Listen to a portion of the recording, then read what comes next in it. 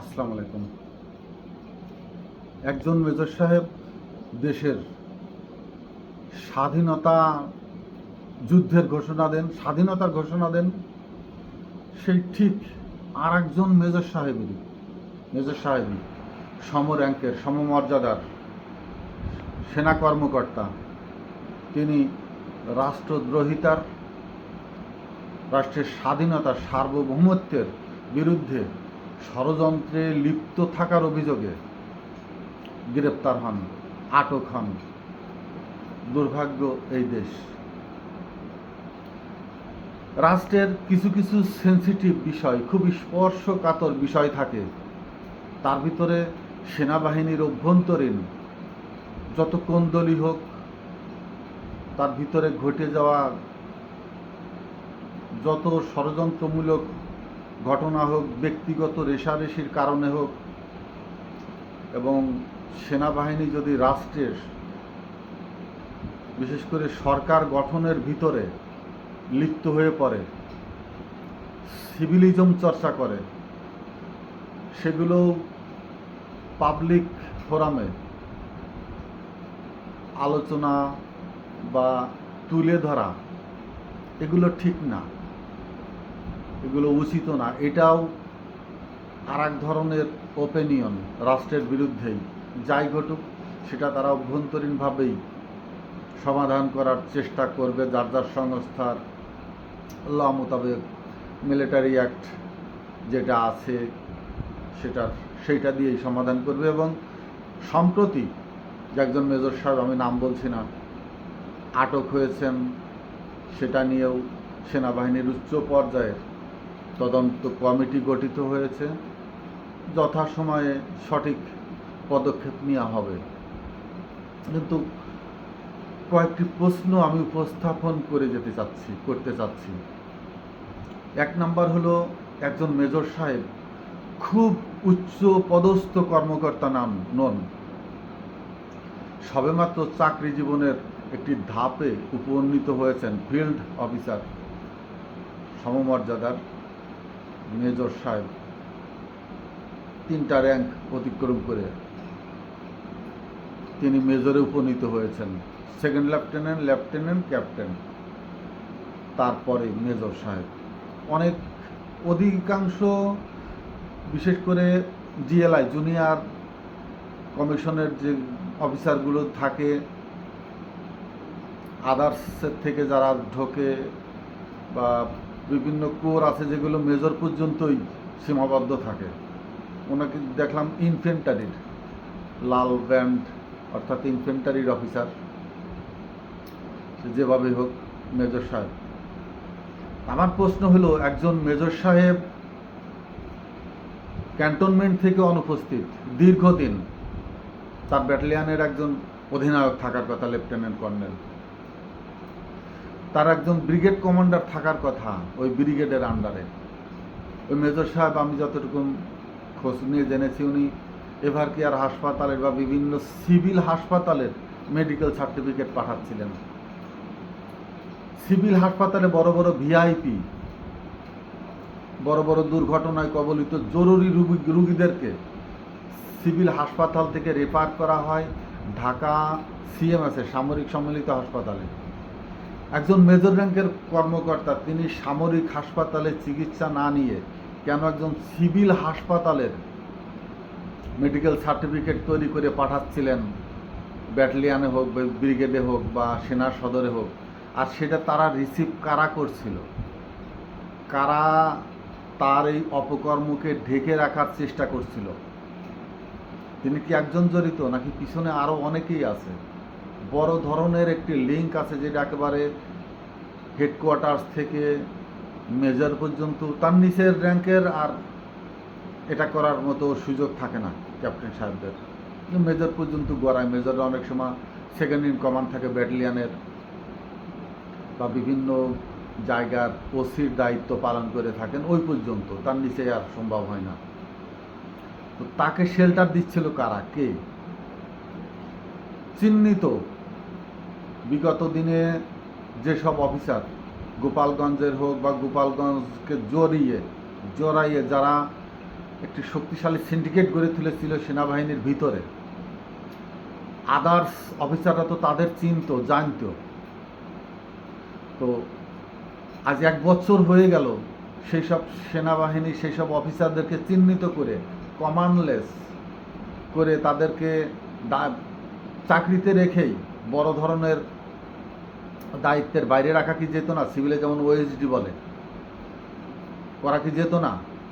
নাকি এটা করতে অনীহা ছিল বা অনিচ্ছুক ছিল, অথবা তারা চাচ্ছিল যে হ্যাঁ এরা কিছু একটা করুক, সামথিং ডান। অনেকে বলে শেখ মুজিব মারা গেলে জিয়া নাকি বলেছিল, এই ধরনের একটা ইংলিশ বলেছিল, আমি দ্বিতীয়বার উচ্চারণ করছি না। এরাও কি সেই ধরনের কোনো সিগন্যালের ভিতরে ছিল? এখন কথা হলো, বড় ধরনের যেটা ধাক্কা লাগে, সবার ধাক্কা লাগবে, মেজর সাহেবের এই অপকর্ম নিয়ে পুলিশের গোয়েন্দা বিভাগ রিপোর্ট করেছে আর্মি হেডকোয়ার্টারে। চিন্তা করে দেখেন, যে পুলিশ বিধ্বস্ত, ভঙ্গুর অবস্থায় আছে, যারা নিজেদের গুছিয়ে উঠতে এখনও সক্ষমতা অর্জন করেননি। স্বরাষ্ট্রমন্ত্রী দিন রাত পরিশ্রম করে যাচ্ছে এই পুলিশ বাহিনীকে অর্গানাইজড করে আবার নিজেদের পায়ে দাঁড়ানোর জন্য। তারপরেও আজ 1 বছর বিভিন্ন ধরনের মতাদর্শের রাজনৈতিক কার্যকলাপ চালিয়ে সরকারকে বিব্রত রাখতে এই পুলিশদেরকে বিভিন্নভাবে হয়রানিমূলকভাবে তাদেরকে ব্যতিব্যস্ত রাখতে একটি ষড়যন্ত্র তো চলছেই। তার ভিতরেও পুলিশের গোয়েন্দা সংস্থা তারা যে ভাটারা থানার পাশে এই মেজর সাহেব যাদেরকে নিয়ে মিটিং করেছেন, কথা বলেছেন, এসব তথ্য সেনাবাহিনীর কর্মকর্তাকে নিয়ে তথ্য যাচাই বাছাই, তার উপরে প্রত্যেকটা মাসের দিনের পর্যবেক্ষণের কথা তো ডিজিএফআই এর। তাদের বেডিং রিপোর্ট তৈরি করা, তাদের কার্যক্রম পেশ করা চ্যানেল মোতাবেক, এগুলো তো ডিজিএফআই এর। আমি এর আগে একবার ডিজিএফআইকে নিয়ে একটি রিপোর্ট করেছিলাম। আপনারা নিজেরাই যারা আমার কথা শুনছেন পরীক্ষা করবেন, যার যার এলাকায় যত ডিজিএফআই এর লোক আছে, প্রতিনিধিত্ব করে, সম্পূর্ণ 100% আওয়ামী লীগ ঘরোয়ানার লোক। তাদেরকে দিয়ে ডিজিএফআই ডিউটি এখনও করা হচ্ছে। আপনি যদি তাদের যেসব ছেলেপেলেদের কাছে অস্ত্র ছিল বা বিভিন্ন অপকর্মের একটি তথ্য দেন ওই ডিজিএফআইয়ের কাছে, পরের দিন দেখবেন ওই এলাকাটা সেই লোকটা গা ঢাকা দিয়েছে। অর্থাৎ ওই ডিজিএফআই ওই লোকটাকে সতর্ক করে দিয়ে ছেপে রেখে দেয়, তাদের ছায়ার ভিতরে রেখে দেয়, যাতে অন্য কেউ কোনো ক্ষতি করতে না পারে। সেই ডিজিএফআই কেন এখনও অর্গানাইজড হলো না? তাদেরকে এখনও কেন সম্ভব হয়নি তাদেরকে অপসারণ করে নিয়ে নূতনভাবে, অন্তত ফিল্ডে যেসব ডিজিএফআই ছেলেরা কাজ করে বিভিন্ন র্যাঙ্কের, তাদের কি পরিবর্তন করা সম্ভব হতো না? কে করছেন না বা করতে দিচ্ছেন না? এই জায়গাগুলো কে এই ছায়া দিয়ে আড়াল করে রেখেছেন? এগুলো তথ্য খুঁটিয়ে দেখা উচিত, বের করে দেখা উচিত। আমি আর একটা অত্যন্ত স্পর্শকাতর তথ্য এখানে উপস্থাপন করব। এটা কিন্তু পরীক্ষিত, যাচাইকৃত।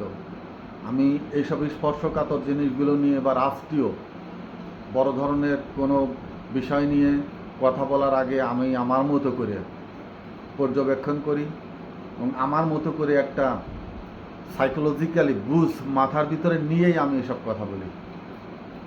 15 বছরে সেনাবাহিনীর আদার র্যাঙ্কসের যে সমস্ত পোষ্যকুটায় যে সমস্ত সেনাবাহিনীর সদস্যদেরকে ভর্তি করা হয়েছে, নিয়োগ দেওয়া হয়েছে, এই পোষ্যকুটার অবসরপ্রাপ্ত প্রচুর আদার র্যাঙ্কসের লোক আছে যারা আওয়ামী লীগ ঘরোয়ানার লোক। সম্পূর্ণ পারিবারিকভাবে তারা আওয়ামী লীগ করে। বাইরে এসেও তারা পূর্ণ শক্তিতে আওয়ামী লীগের যত ধরনের কর্মকাণ্ড পরিচালনা করে আসছিল এবং এই 1 বছর সিভিল থেকে যারা আওয়ামী লীগের ছিল তারা যখন ছত্রভঙ্গ মাঠে অনুপস্থিত, তখন এই অবসরপ্রাপ্ত সেনা সদস্যরা বিভিন্ন র্যাঙ্কের, ওয়ারেন্ট অফিসার বলেন, মাস্টার ওয়ারেন্ট অফিসার বলেন, সার্জেন্ট বলেন, এরা কিন্তু এইসব বিচ্ছিন্নভাবে সরে যাওয়া, মাঠ থেকে দূরে সরে যাওয়া আওয়ামী লীগের সদস্যদেরকে একত্রিত করে তাদেরকে এই যে প্রশিক্ষণ একজন মেজর সাহেব যেটা দিচ্ছেন, এটা জাস্ট একটু উপর লেভেলের।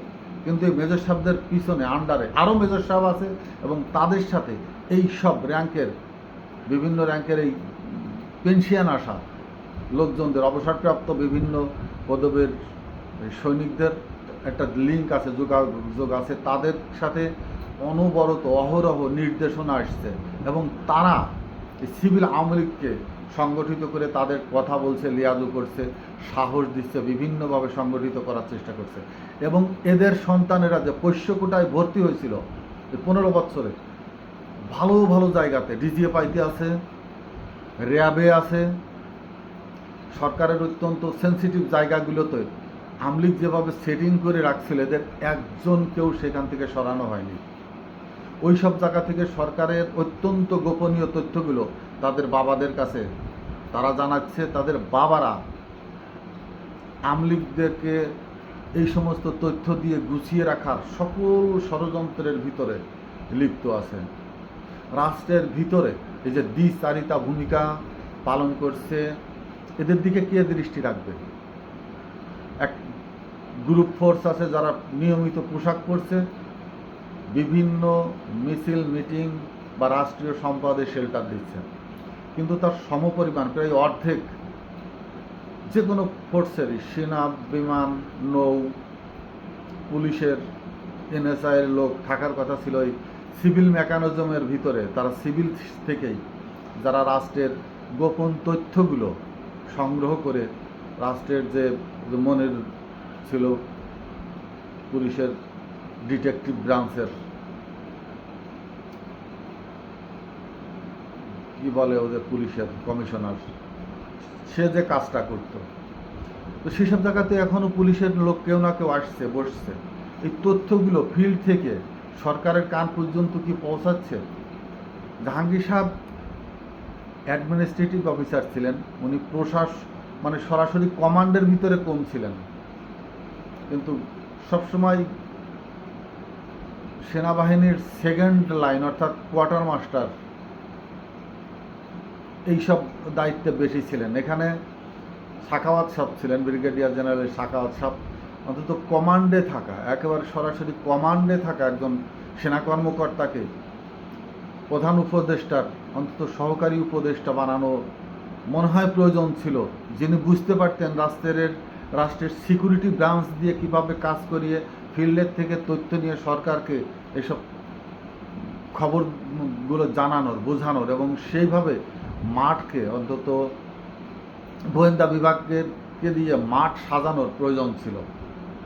সংস্কার যাই হোক না কেন, কিন্তু মাঠ যদি অগোছালো থাকে, রাষ্ট্র অভ্যন্তরীণভাবে দুর্বলই থাকবে, সবসময় দুর্বল থাকবে। যদি গোয়েন্দা বিভাগ দুর্বল থাকে এবং রাষ্ট্রের ভিতরে যারা ষড়যন্ত্র করে সেদিকে যদি তৎপর না থাকে, সেই ডিটেকটিভ ব্রাঞ্চগুলো, ডিজিএফআই বলেন, এফআই বলেন, এরা যদি সেনাবাহিনীর অভ্যন্তরীণ বিষয়গুলো হয়তো বা যাচ্ছে, মাঝপথে কেউ আটকে দিচ্ছে, সেই খবর আর উপরে পাঠাচ্ছে না।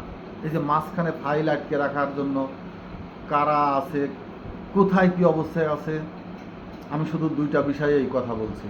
একটা হচ্ছে চিকিৎসার ব্যাপারে, আর একটা হচ্ছে অনুপস্থিত থাকার ব্যাপারে। আরও এর ভিতরে অনেক তথ্য আছে, সব কিছু আমি আলোচনায় আনতে চাচ্ছি না। এটুকুই যদি কারোর দৃষ্টিতে যায়, এর ভিতর থেকে অনেক কিছু বের করে নিতে পারবেন।